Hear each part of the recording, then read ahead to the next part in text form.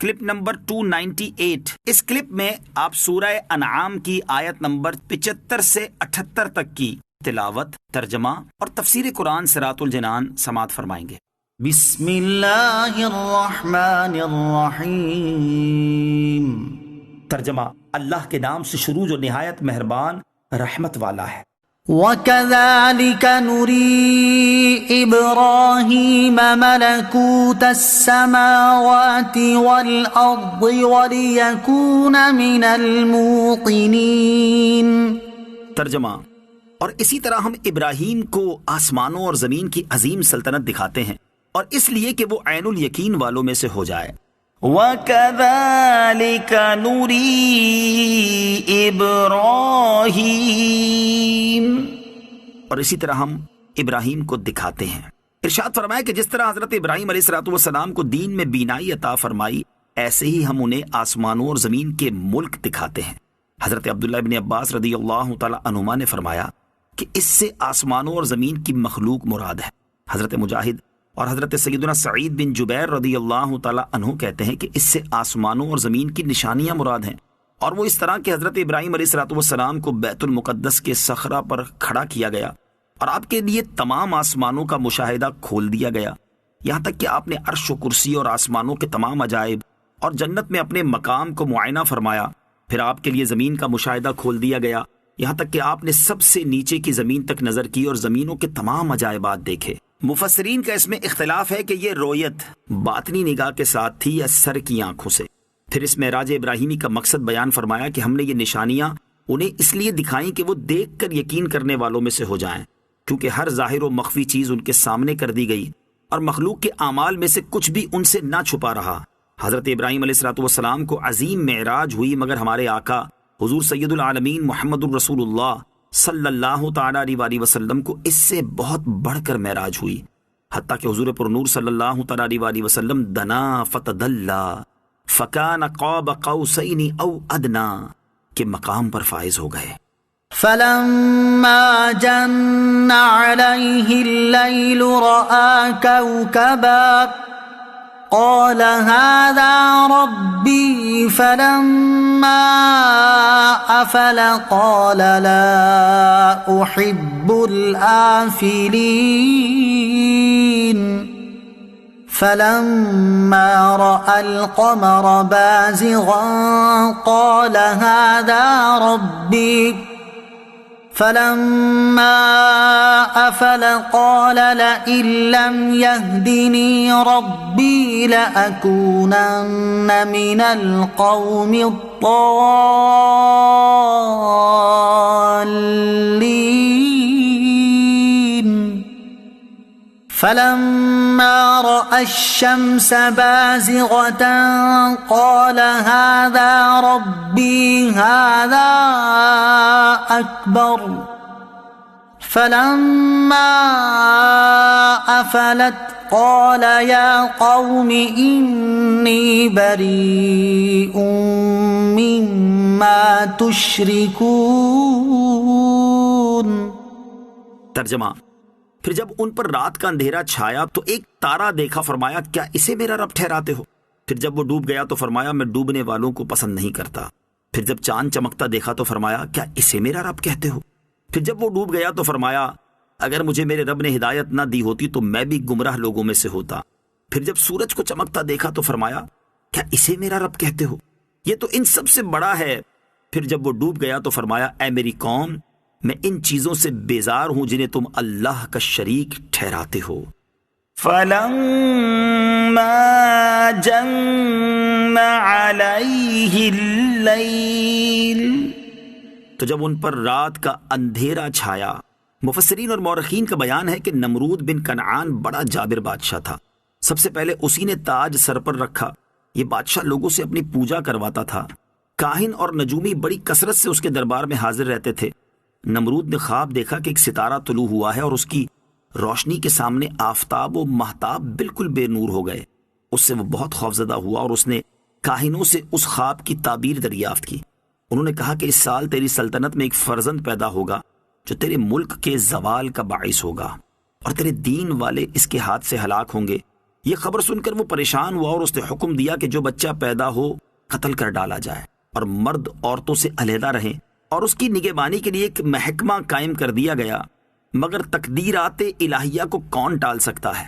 حضرت ابراہیم علیہ الصلوۃ والسلام کی والدہ ماجدہ حاملہ ہوئیں اور کاہنوں نے نمرود کو اس کی بھی خبر دی کہ وہ بچہ حمل میں آ گیا، لیکن چونکہ حضرت کی والدہ صاحبہ کی عمر کافی کم تھی، ان کا حمل کسی طرح پہچانا ہی نہ گیا۔ جب حضرت ابراہیم علیہ الصلوۃ والسلام کی ولادت کا وقت قریب آیا تو آپ کی والدہ اس تہہ خانے میں چلی گئیں جو آپ کے والد نے شہر سے دور کھود کر تیار کیا تھا۔ وہاں آپ علیہ الصلوۃ والسلام کی ولادت ہوئی اور وہیں آپ رہے۔ پتھروں سے اس تہہ خانے کا دروازہ بند کر دیا جاتا۔ روزانہ والدہ صاحبہ دودھ پلا آتی تھیں اور جب وہاں پہنچتی تھی تو دیکھتی تھی کہ آپ علیہ الصلوۃ والسلام اپنی انگلی کا کنارہ چوس رہے ہیں اور اس سے دودھ برآمد ہوتا ہے۔ آپ علیہ الصلوۃ والسلام بہت جلد بڑھتے تھے۔ اس میں اختلاف ہے کہ آپ علیہ الصلوۃ والسلام تہہ خانے میں کتنا عرصہ رہے۔ بعض کہتے ہیں 7 برس اور بعض نے کہا 13 برس اور بعض نے کہا کہ 17 برس رہے۔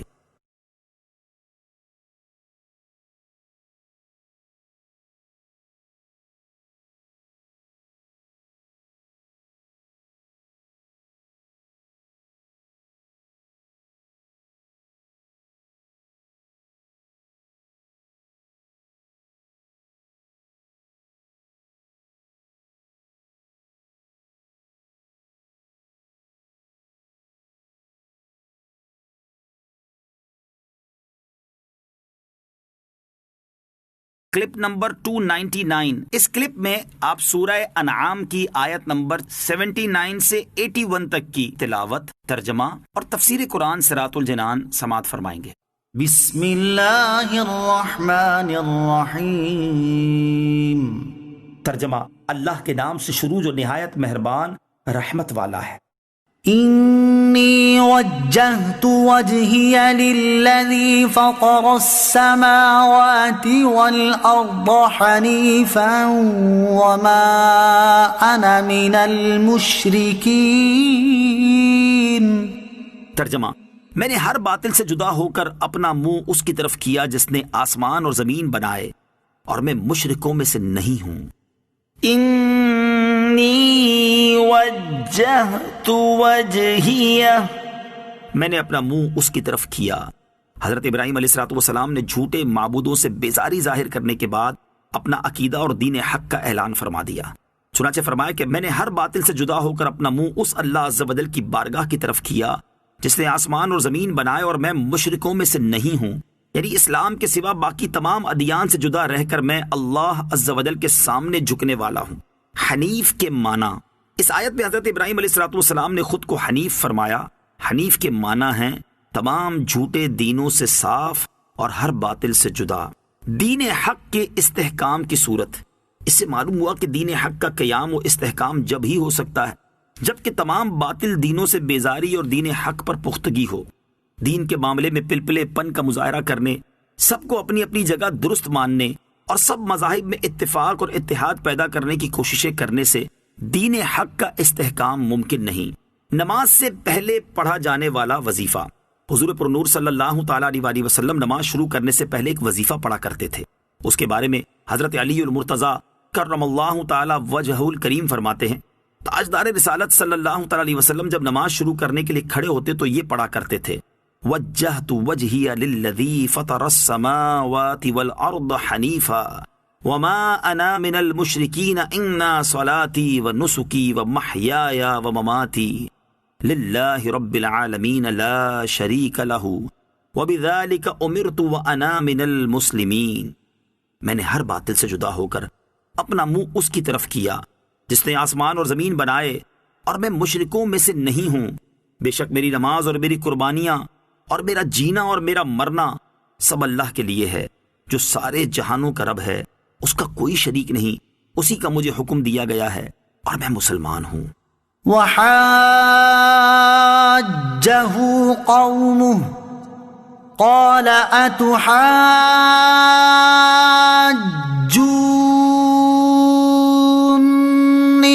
في الله وقد هدان ولا أخاف ما تشركون به إلا أن يشاء ربي شيئا وسع ربي كل شيء علما أفلا تتذكرون۔ ترجمہ، اور ان کی قوم ان سے جھگڑنے لگی۔ ابراہیم نے فرمایا، کیا تم اللہ کے بارے میں مجھ سے جھگڑتے ہو، حالانکہ وہ تو مجھے ہدایت عطا فرما چکا اور مجھے ان کا کوئی ڈر نہیں جنہیں تم شریک بتاتے ہو، البتہ یہ کہ میرا رب کوئی بات چاہے، میرے رب کا علم ہر چیز کو محیط ہے، تو کیا تم نصیحت نہیں مانتے؟ وحاجه قومه، اور ان کی قوم ان سے جھگڑنے لگی۔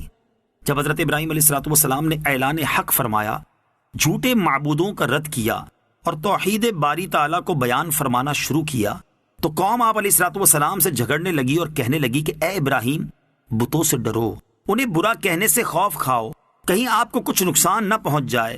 ان کے جواب میں حضرت ابراہیم علیہ السلام نے فرمایا، کیا تم اللہ عز و جل کے بارے میں مجھ سے جھگڑتے ہو، حالانکہ وہ تو مجھے اپنی توحید و معرفت کی ہدایت عطا فرما چکا، اور مجھے ان بتوں کا کوئی ڈر نہیں جنہیں تم اللہ عز و جل کا شریک بتاتے ہو، کیونکہ وہ بت بے جان ہیں، نہ نقصان دے سکتے ہیں اور نہ نفع پہنچا سکتے ہیں، ان سے کیا ڈرنا، مجھے کوئی نقصان نہیں پہنچ سکتا سوائے اس کے کہ میرا رب کوئی بات چاہے تو وہ ہو سکتی ہے، کیونکہ میرا رب عز و جل قادر مطلق ہے، نہ یہ کہ تمہارے بتوں کے چاہنے سے کچھ ہو۔